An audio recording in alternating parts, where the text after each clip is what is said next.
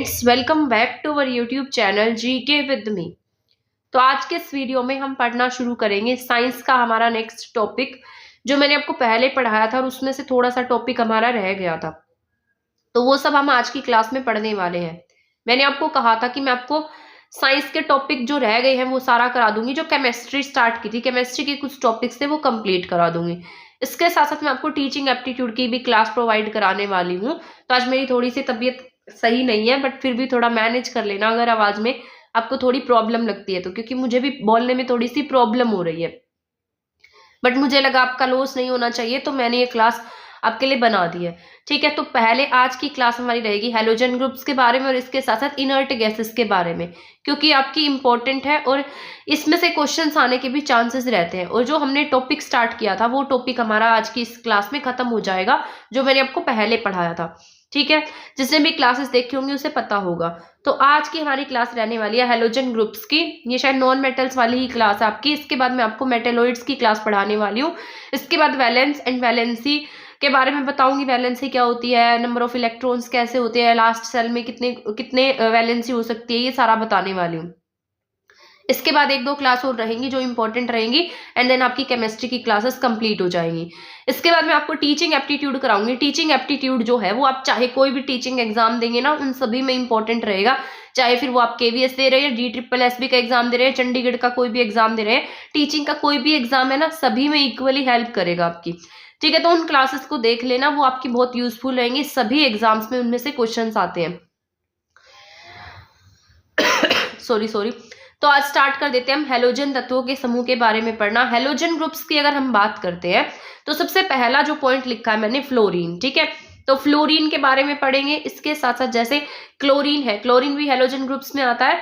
इसके बाद इसके उपयोग वगैरह है। ब्रोमीन है, ब्रोमीन के बाद आयोडीन है। ठीक है, इसके साथ जैसे यहाँ पर इसके बाद इनर्ट गैसेस स्टार्ट हो जाएंगी। तो पहले हम इनके बारे में जान लेते हैं, उसके बाद हम इनर्ट गैसेस के बारे में भी पढ़ने वाले हैं। सबसे पहला मैंने यहाँ लिखा है फ्लोरीन क्या होता है। सबसे पहले तो हमें फ्लोरीन के सिंबल के बारे में भी पता होना चाहिए। जैसे इसका नाम फ्लोरीन है तो इसका सिंबल भी इसी के फर्स्ट लेटर पर है, तो इसका सिंबल होगा F। अगर हम इसके एटॉमिक नंबर की बात करते हैं, आपको पता है कि एटॉमिक नंबर होता है और एक उसका एटॉमिक मास होता है, यानी कि वो कौन से नंबर पर रखा गया है उसका एटॉमिक नंबर होगा। तो अगर हम इसके एटॉमिक नंबर की बात करते हैं तो इसका एटॉमिक नंबर जो है वो 9 है। और अगर हम इसके एटॉमिक मास की बात करते हैं, परमाणु द्रव्यमान की बात करते हैं, तो इससे डबल है, यानी कि 18 है। सामान्य ताप पर ये जो आपकी ये फ्लोरीन है वो कैसे स्टेट में पाया जाता है, गैसीय स्टेट में मिलता है। इसके खोजकर्ता जो है वो हेनरी मॉइसन है। ठीक है, तो यहाँ पर फ्लोरीन से रिलेटेड कुछ पॉइंट है। सबसे पहले तो आपको इसका सिंबल पता होना चाहिए, इसका सिंबल F है। परमाणु संख्या की बात करेंगे तो उसकी परमाणु संख्या 9 है। परमाणु द्रव्यमान की बात करते हैं तो उससे डबल, यानी कि 18 है। सामान्य ताप पर ये कैसी होती है, गैसीय स्टेट में पाई जाती है और इसके खोजकर्ता जो है वो हेनरी मॉइसन है। ठीक है, इसके बाद इसकी कुछ क्वालिटीज लिखी है। जैसे ये सबसे हल्का तत्व है, हेलोजन ग्रुप में सबसे हल्का तत्व पूछेगा तो कौन सा आपके, फ्लोरीन है।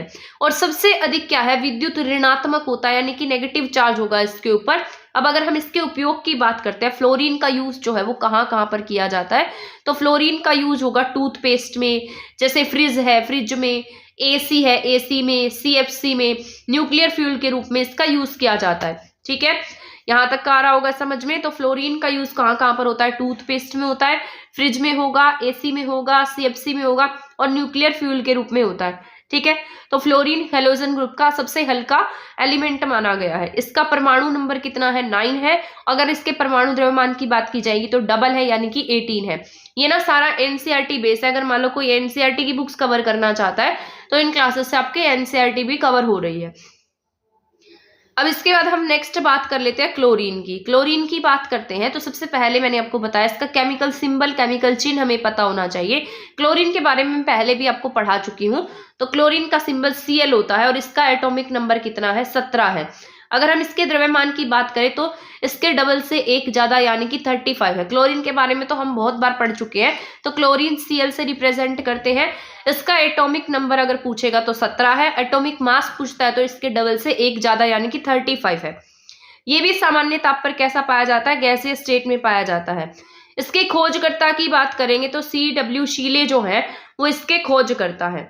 ठीक है, अगर हम इसके कलर की बात कर लेते हैं तो येलो रंग का इसका कलर होता है, और मतलब येलो रंग का क्षीण गंध, यानी कि जो इसकी स्मेल है ना वो बहुत ज्यादा स्ट्रोंग होती है, तो बहुत ज्यादा स्ट्रोंग गैस वाली स्मेल होती है ये। और जल में आंशिक रूप से क्या होता है, विलय होता है, यानी कि पूरी तरीके से डिजोल्व नहीं होगा। आंशिक रूप से क्या होता है, पानी में क्लोरीन डिजोल्व हो जाता है। धातुओं और उपधातुओं में क्या होता है, विलय होता है। ठीक है, तो क्लोरीन की बात हो गई। आपको पता है क्लोरीन का यूज बहुत सारे एलिमेंट्स, बहुत सारी जगह पर किया जाता है, जैसे पानी को शुद्ध करने में भी किया जाता है। ठीक है, तो क्लोरीन जो है एक तरीके से आपका क्या है, मतलब वाटर में जो है वो कम डिजोल्व होता है, आंशिक रूप से डिजोल्व है, कंप्लीट डिजोल्व नहीं होता। अगर इसका सिंबल की बात की जाए तो सिंबल अभी मैंने आपको इसका क्या बताया है, Cl सिंबल है, Cl 17 और 35। ठीक है, ऐसे याद रख लेना, Cl 17 35। सामान्य ताप पर कैसा होगा, मतलब गैस स्टेट में पाया जाएगा। येलो कलर की स्ट्रॉन्ग, ये क्या होती है, मतलब एक तरीके से स्ट्रॉन्ग स्मेल वाला होता है। अगर हम क्लोरीन की बात करते हैं तो अभी मैंने बताया विरंजक चूर्ण, जैसे आप ब्लीचिंग पाउडर बनाते हैं, CaOCl2 3 की ब्रैकेट में 3 के इसका फॉर्मूला होता है जो, तो वो ब्लीचिंग पाउडर का फॉर्मूला होता है, जैसे हम विरंजक चूर्ण के नाम से भी जानते हैं। इसके बाद अरसू गैस बनाने में यूज किया जाता है, मस्टर्ड गैस बनाने में यूज होता है, क्लोरोफॉर्म में इसका यूज किया जाता है। तो इसके कुछ अलग अलग यूज हैं जो एक बार आपको रीड कर लेने हैं। इसके बाद अगर हम ब्रोमीन की बात कर लेते हैं, ठीक है, तो नेक्स्ट पॉइंट हमारा है ब्रोमीन से रिलेटेड। अगर हम ब्रोमीन के सिंबल की बात करते हैं तो ब्रोमीन का जो सिंबल है वो क्या होता है आपके पास में, Br होता है। ठीक है, इसके परमाणु संख्या की बात करेंगे तो परमाणु संख्या इसकी, यानी कि एटॉमिक नंबर जो है इसका 35 है, लेकिन इसका परमाणु द्रव्यमान कितना है, 70 नहीं है, कितना है, 79 है। तो ब्रोमीन का एटॉमिक मास क्या है, डबल से 9 ज्यादा है। तो ब्रोमीन की बात करेंगे तो ब्रोमीन का सिंबल Br। अगर हम इसके एटॉमिक नंबर की बात करते हैं तो 35, एटॉमिक मास की बात करते हैं तो 79 होगा। ये एक अकेला ऐसा है जो कैसी स्टेट में पाया जाता है। ठीक है, तो यहाँ पर ब्रोमीन एक ऐसी, यहाँ पर एकमात्र नॉन मेटल है जो कैसी स्टेट में पाई जाती है, लिक्विड स्टेट में पाई जाती है। इसकी खोज की बात करेंगे तो A.J. बेलियार्ड ने इसकी खोज की थी। तो ब्रोमीन से रिलेटेड याद रख लेना है, एकमात्र अधातु है जो किसमें पाई जाएगी, सॉलिड स्टेट में पाई जाती है। तो आपसे पूछा जा सकता है एकमात्र ऐसी अधातु का नाम बताएं जो अधातु होते हुए कैसे स्टेट में है, लिक्विड स्टेट में है, सॉलिड नहीं लिक्विड स्टेट में है। तो ये कौन सी है, ब्रोमीन होती है। ब्रोमीन के एटॉमिक नंबर की अगर हम बात करते हैं तो इसका एटॉमिक नंबर 35 होता है। एटॉमिक मास की बात करते हैं तो इसका एटॉमिक मास 79 होता है। ठीक है, इसके बाद यहाँ पर लिखा है ब्रोमीन जो है वो समुद्री जल से, खारे जल के स्रोत, जल की झीलों की वाष्प में क्या होता है, विद्यमान होता है। तो ब्रोमीन हमें कहाँ कहाँ से मिलता है, समुद्री जल से मिलेगा, जहां पर सोल्टी वाटर होगा वहां से मिलेगा। ठीक है, तो ये जो ब्रोमीन है वो कहाँ मिलेगा, समुद्री इलाकों में और खारे जल के स्रोत में। इसके बाद नेक्स्ट पॉइंट है यह ओजोन लेयर के लिए। आपको पता है ओजोन लेयर के लिए जो क्लोरीन है वो थोड़ा सा डेंजरस होता है, थोड़ा खतरनाक होता है, लेकिन इससे भी ज्यादा जो डेंजरस है वो क्या है, ब्रोमीन जो है वो क्लोरीन से भी ज्यादा डेंजरस पाया जाता है। ठीक है, तो इसके अगर हम उपयोग की बात करते हैं तो अब हम इसके उपयोग के बारे में जान लेते हैं। ब्रोमीन का जो यूज है वो किसमें किया जाता है, जैसे फोटोग्राफी करते हैं तो फोटोग्राफी में सिल्वर ब्रोमाइड के रूप में क्या होता है, इसका यूज होता है। तो सिल्वर ब्रोमाइड का फॉर्मूला है AgBr। कृषि में हम कीटाणुनाशक के रूप में इसका यूज करते हैं। ठीक है, तो ये याद रख लेना है, फोटोग्राफी में इसका यूज सिल्वर ब्रोमाइड के रूप में करते हैं और कृषि में कीटाणुनाशक के रूप में ब्रोमीन का यूज किया जाता है। इतना याद रख लेना ब्रोमीन से रिलेटेड। इसके बाद हम नेक्स्ट पॉइंट पर चलते हैं, आयोडीन। आयोडीन का सिंबल आप सभी को पता होता है, इसको I से शो किया जाता है। और अगर हम इसके परमाणु संख्या की बात करते हैं तो इसकी परमाणु संख्या 53 होती है और इसका एटॉमिक मास जो है वो 126 होता है। हेलोजन ग्रुप में सबसे भारी तत्व जो है वो आयोडीन कहा जाता है। सबसे हल्का मैंने बताया था फ्लोरीन है और सबसे भारी कौन सा है, यहाँ पर आयोडीन है। ठीक है, हेलोजन ग्रुप की बात हो रही है यहाँ, तो हेलोजन ग्रुप में सबसे भारी ग्रुप कौन सा है, आयोडीन, और सबसे हल्का कौन सा है, फ्लोरीन है। ये सबसे ज्यादा चमकीला है, रवेदार है और गहरा बैंगनी रंग का होता है। तो ये मोस्ट इंपॉर्टेंट है। आपको ऐसा लगता होगा आयोडीन नमक है तो व्हाइट कलर का होगा, तो आयोडीन का जो कलर है ना वो कैसा होता है, बैंगनी कलर होता है। तो ये याद रख लेना है कैसा होगा, बैंगनी। पर कहीं कहीं पर सिल्वर कलर भी देखने को मिलता है, वैसे इसका कलर कैसा होता है, एनसीईआरटी में बैंगनी लिखा गया है। इसके बाद यहाँ पर विश्व का अधिकांश आयोडीन जो है वो कहाँ पाया जाता है, समुद्रों में पाया जाता है। आपको पता है सबसे ज्यादा सोल्टी वाटर कहाँ पर है, ओशियन में है। सबसे ज्यादा पानी ओशियन में है, लेकिन वो हमारे यूजफुल नहीं है क्योंकि वहां पर पानी कैसा है, खारा है, उसमें बहुत ज्यादा क्या है, सोल्ट है, यानी कि आयोडीन की मात्रा वहां पर सबसे ज्यादा है।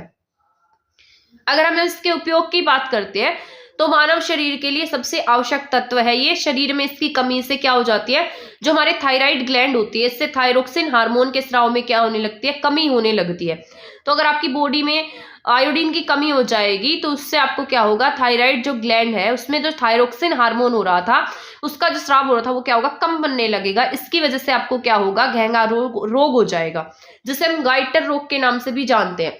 तो आपसे पूछा जा सकता है आयोडीन की कमी से क्या होगा। एक तो सबसे पहले आपकी थायराइड ग्लैंड प्रभावित होगी, जो आपका थायरोक्सिन हार्मोन बन रहा था वो कम होने लगेगा, उससे आपको घेंगा रोग होगा, गाइटर रोग हो जाएगा। ठीक है, तो इससे तो बचकर ही रहना चाहिए। इसके बाद है यह कीटनाशक, अभिकर्मक, दर्द निवारक के रूप में भी निर्माण किया जाता है। तो यहाँ पर हो जाता है आयोडीन। ठीक है, तो यहाँ पर ही मैंने आपको कुछ पॉइंट्स बताए थे हेलोजन ग्रुप्स के, जो आपके कंप्लीट हो गए हैं। हेलोजन ग्रुप में मैंने आपको फ्लोरीन बताया है, क्लोरीन बताया है, ब्रोमीन बताया और इसके साथ साथ आयोडीन बताया। इनके सभी use, atomic number and atomic mass आपको याद रखने हैं। अब यहाँ पर आ जाता है, ये हम पढ़ने वाले हैं, 1 सेकेंड, यहाँ पर है हम उत्कृष्ट गैसेस यानी कि नोबल गैसेस के बारे में पढ़ेंगे।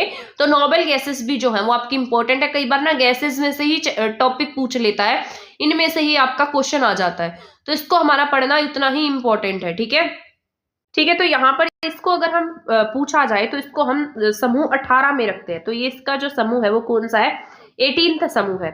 इन जो आपकी उत्कृष्ट गैसेस होती है इसको हम नोबल गैसेस के नाम से जानते हैं। इसके साथ साथ अगर इसके दूसरे नाम की बात की जाए तो इसे इनर्ट गैसेस और दुर्लभ गैसेस के नाम से जाना जाता है।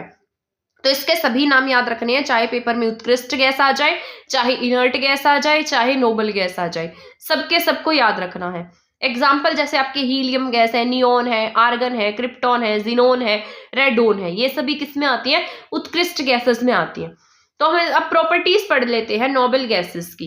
नोबल गैसेस का जो बाह्य आवरण कोश है वो पूरा होता है। जैसे मान लो इस जो लास्ट सेल होता है ना, जैसे यहाँ पर 2 है, 4 है, 8 है, तो ये जो लास्ट वाला सेल होगा ये क्या होगा, कंप्लीट होगा। कई बार आपको देखने को मिलेगा यहाँ 2 है, यहाँ 4 है, यहाँ पर 5 होता है, तो इसको अपना सेल कंप्लीट करने के लिए 3 की और जरूरत होती है। 3 जो नंबर है उनकी और जरूरत होती है। पर नोबल गैसेस में हमेशा देखने को मिलेगा जो इनका ये जो लास्ट सेल है वो हमेशा कैसा होता है, कंप्लीट होता है।